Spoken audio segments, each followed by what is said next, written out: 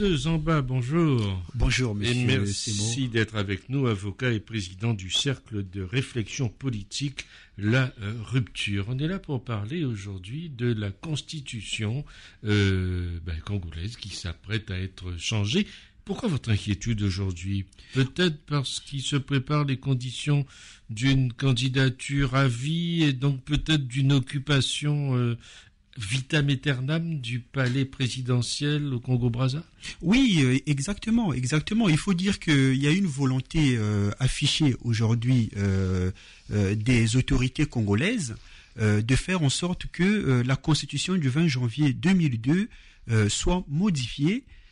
Pour ne pas dire changer, puisqu'il y a plusieurs thèses, il y a ceux qui soutiennent le fait qu'on doit radicalement changer cette constitution parce que ces gens-là pensent que le régime fort voulu à la sortie de la guerre du 5 juin n'a plus sa raison d'être, donc il faut assouplir le régime, donc changer le régime présidentialiste actuel pour un régime parlementaire, et il y a d'autres qui soutiennent le fait de modifier simplement les articles qui font obstacle à un troisième mandat du président Sassou. Pourtant, le nombre de mandats est limité, je crois, à 2.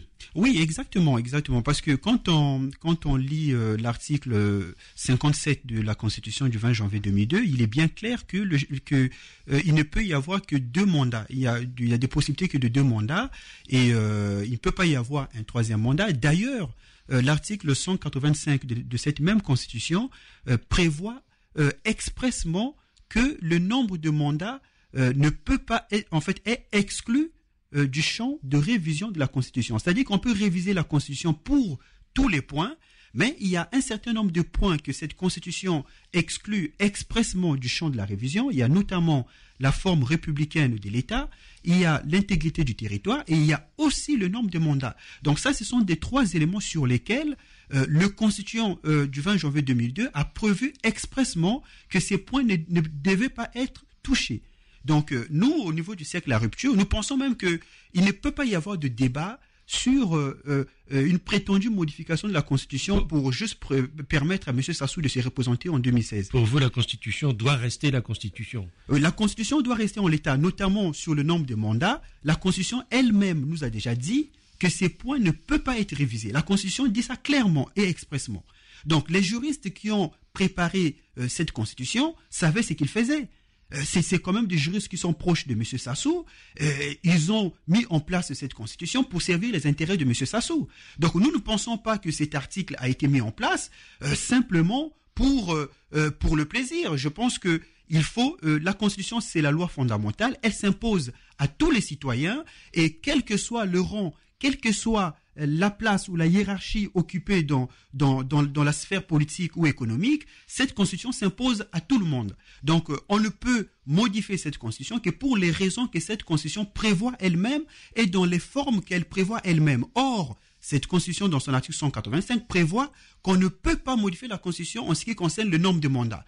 Donc, nous pensons que il ne peut même pas y avoir de débat là-dessus. Donc, aller dans un débat pour ou contre la modification de la constitution, à la vérité, c'est un faux débat.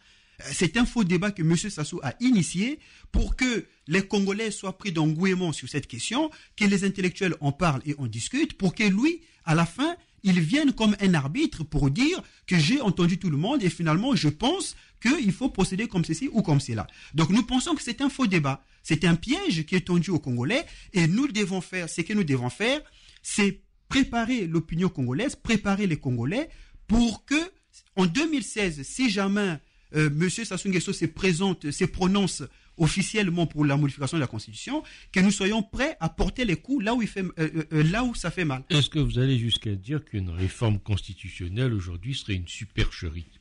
Dans les formes constitutionnelles aujourd'hui? Oui. Non, aujourd'hui, en l'état actuel de la Constitution du 20 janvier 2002, on ne peut pas modifier cette Constitution pour le prétexte d'octroyer un troisième mandat à M. Sassou. Dans l'état actuel de la Constitution elle-même exclut cette possibilité-là. Donc c'est pas possible. Oui. Juridiquement, c'est pas possible. Donc il est exclu de changer la Constitution. Mais dites-moi, c'est la Constitution qu'il faut changer ou les pratiques actuelles? Oui, mais voyez-vous, Monsieur Seymour, le problème que nous on a en Afrique de façon générale, c'est qu'il y a les textes et il y a les pratiques. Donc il y a des constitutions qui sont adoptées, Mais le problème, c'est que l'homme politique africain, de façon générale, a du mal à se conformer à ce qui est considéré comme la loi fondamentale et qui doit s'imposer à tout le monde. Et les gens, en fait, considèrent qu'une constitution est l'apanage d'un régime. Et dès que le régime change, on change de constitution. Ce qui est tout à fait extraordinaire. Et en République du Congo, on a connu en 53 d'indépendance près de 7 constitutions. Ce qui est quand même extraordinaire. Chaque fois qu'un régime chute, on assiste à un changement de constitution. Alors que la Constitution, elle organise des institutions, il peut y avoir une alternance au pouvoir et la Constitution peut continuer à être en vigueur. Mais le problème, on en revient au problème crucial, qui est le problème de l'alternance.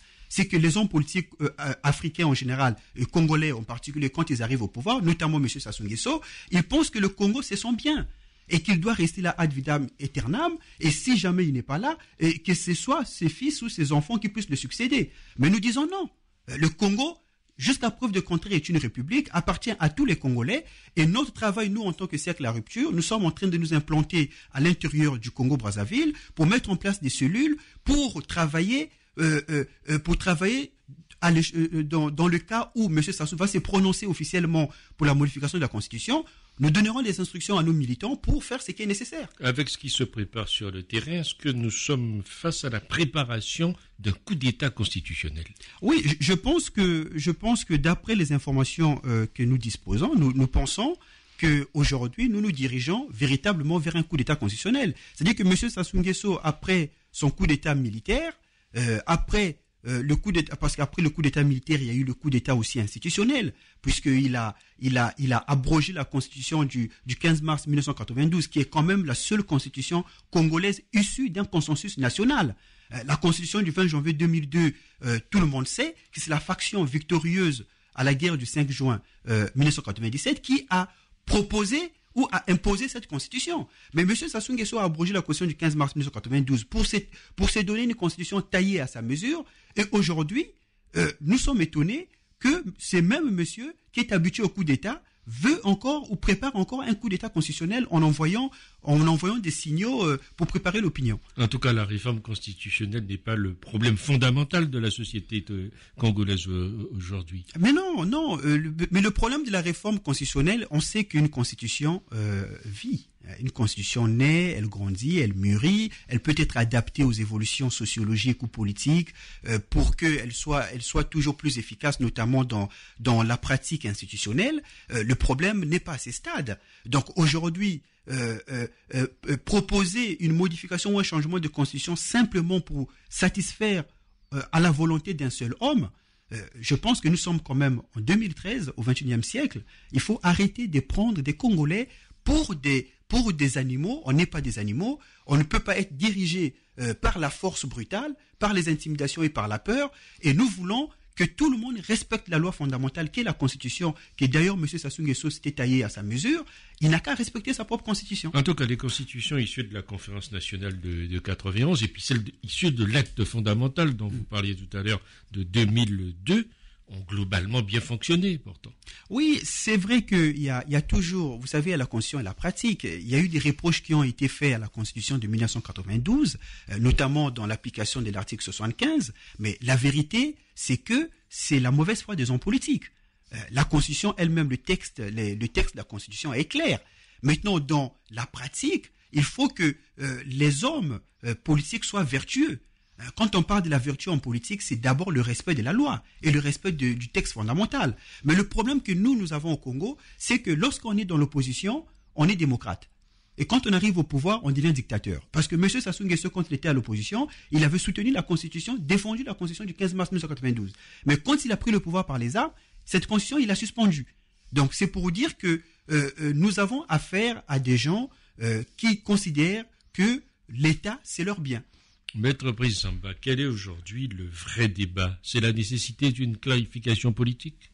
Oui, il faut. Je pense qu'il y a un ras-le-bol des Congolais. Les Congolais ont ras-le-bol de cette classe politique congolaise, parce que il faut quand même dire qu'il y a l'obligation de faire l'inventaire. À un moment donné, quand on fait la politique, c'est très à la mode. Exactement, on en parle ici en France. Je pense que au Congo, on gagnerait beaucoup à faire l'inventaire des hommes politiques qui nous dirigent aujourd'hui, de tous les partis politiques. Hein. Je ne suis partisan d'aucun parti politique actuellement au Congo-Brazzaville, et je pense que ces partis politiques issus de la conférence nationale souveraine doivent faire l'inventaire de leur gestion depuis l'avènement de la démocratie au Congo. Et nous sommes dans une crise politique qui fait que le Congolais n'a plus confiance à l'homme politique.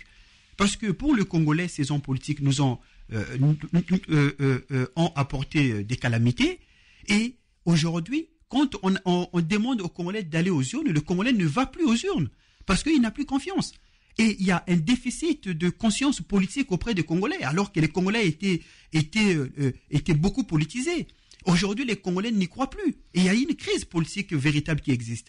Mais l'opposition congolaise pense que cette crise est due à la pratique du régime. Mais nous pensons que c'est une crise globale qui concerne aussi l'opposition congolaise et qui doit faire ses états généraux.